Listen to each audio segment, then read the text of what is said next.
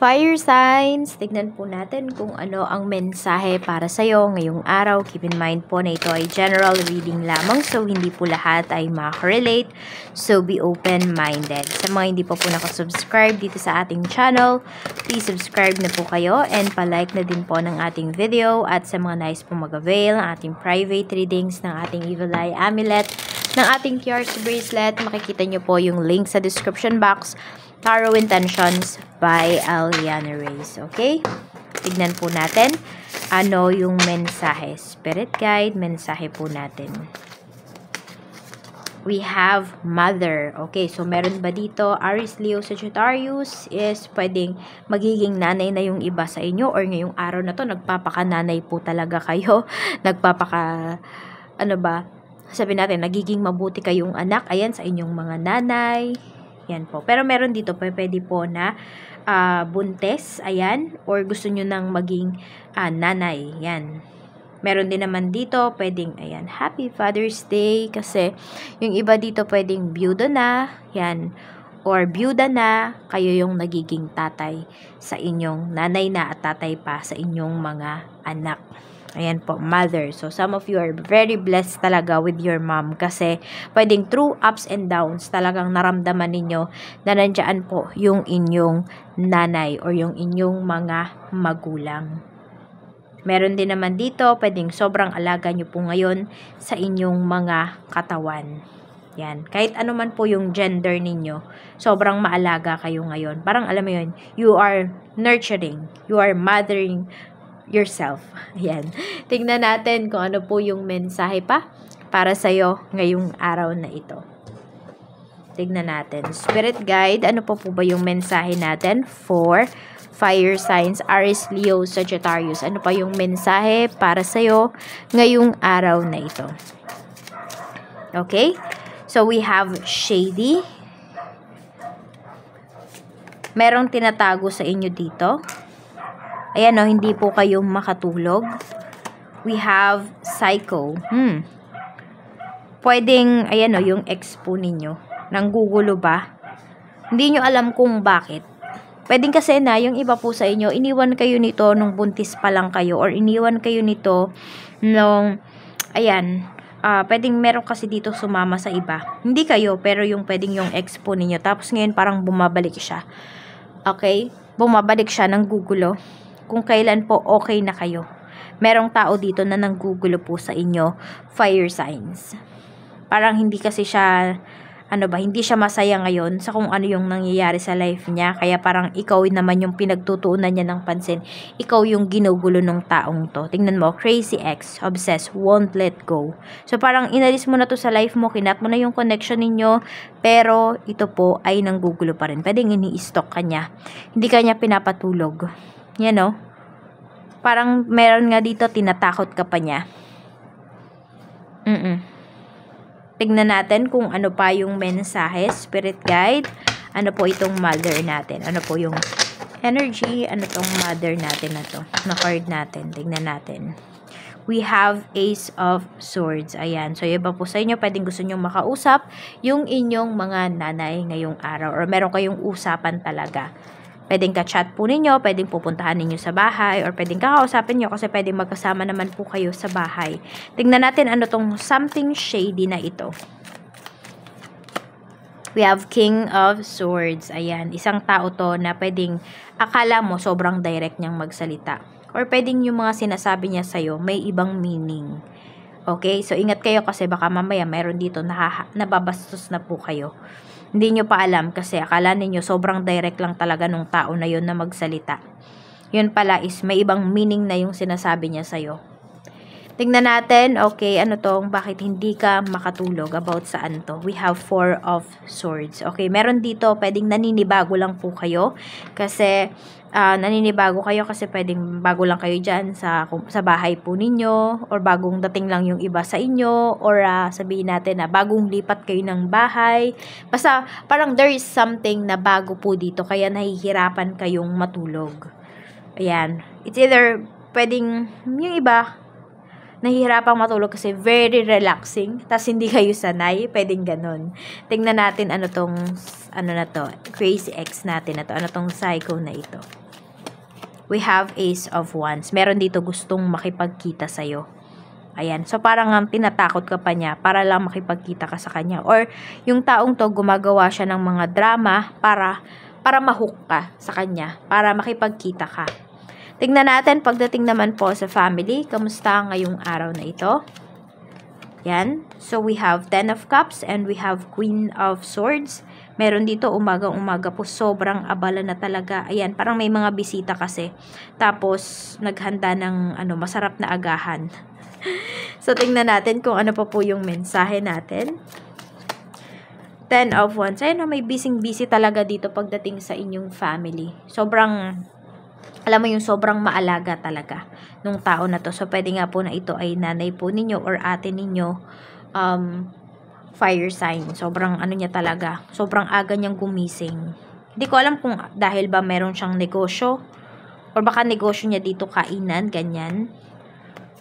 Tignan natin. Kaya sobrang aga din niya talagang gumigising. Tignan po natin pagdating naman sa mga friends, sa mga taong makakasalamuha mo ngayong araw na to. So, ayan o. Pwedeng may mga buntis talaga kayo. Or marami kayong buntis na makikita ngayong araw na ito. We have 10 of Pentacles. Very responsible yung mga nakikita kong tao dito. So, di ko alam kung meron dito nagtatrabaho po kayo sa clinic. Ayan, hindi ko lang alam kung ano ba yan. Dental clinic ba yan? Anong clinic ba yan? So, pwedeng meron dito kumadrona. Ayan.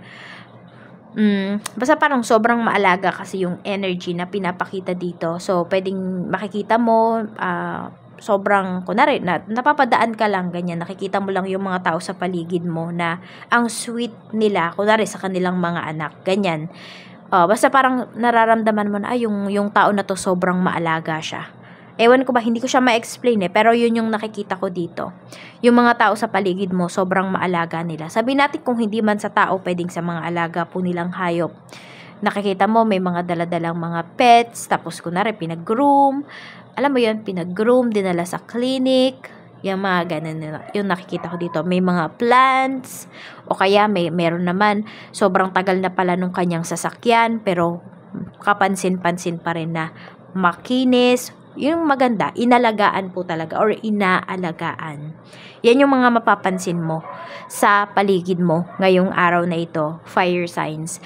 Tignan pa po natin ano pa yung mensahe pagdating naman sa iyong love life. So, we have Knight of Pentacles. So, meron po dito, pwede na, may iniwan talaga kayo. Okay? Meron na kayong kinat from your past. Tapos, naghahanap, looking yung iba sa inyo for a relationship. Siguro, serious relationship na ito. Fire signs. Yun na yung hinahanap po ninyo ngayon. So, we have 5 of Swords. Tignan natin. We have Judgment. So, meron nga talaga kayong tinapos po dito kasi merong tao na nanloko sa inyo dito. Parang ayaw mo na Ayaw mo na bumalik yun sa life mo. Pero bumabalik kasi talaga siya. Okay, ayaw kang palayain nung taong to. We have 5 of Pentacles. Nanlalamig ka na sa kanya. So, you decide. Pero kung may ginagawa yung taong to or tinatakot ka niya, ayan, yung iba po sa inyo, pwedeng it's time na din na para magsumbong po kayo sa mga authorities. Kasi hindi na tama yung ginagawa ng taong to. Pwedeng nahaharas na yung iba sa inyo. Tignan natin ano pa yung mensahe. Hindi na yan pagmamahal. Obsession na po yan. Ayan, may obsess sa inyo. Na-expo ninyo. Parang alam mo yung kahit siya naman yung mali. You know? Hindi lang siya, narcissist din siya. Siya na yung mali. Parang pinapalabas pa niya na ikaw yung mali dito. Kaya hindi mo siya pwedeng iwan. Kaya dapat bumalik ka sa life niya. Parang ganun yung nakikita kong energy. So, tignan natin ano pa yung mensahe para sa'yo. Pagdating naman sa iyong kaperahan. Kamusta naman po ang kaperahan? We have 4 of Pentacles. So, marami po sa inyo, fire signs, pwedeng nag-iipon na po kayo. Nagtatabi na kayo. Hindi na pwede na puro gastos or puro palabas po yung inyong pera. Nagiging matalino na rin kayo dito sa pag-handle ng inyong money. Ayan o, ang ganda po nung energy na pinapakita rito pagdating sa inyong kaperahan. Pwedeng mas lumalago din yung money ninyo. Hindi man siguro biglaan yung paglago ng pera ninyo, ayan, pero nararamdaman mo na, okay, medyo, alam mo yun, nakakaangat-angat ka na nga, nakakalagpas ka na dun sa limits mo. Ayan, no? 8 of Pentacles. Kasi sobrang sipag nyo rin po. Yan, mukhang madami kayong mga rackets ngayong araw na ito. Kaya marami talaga kayong maitatabi for today.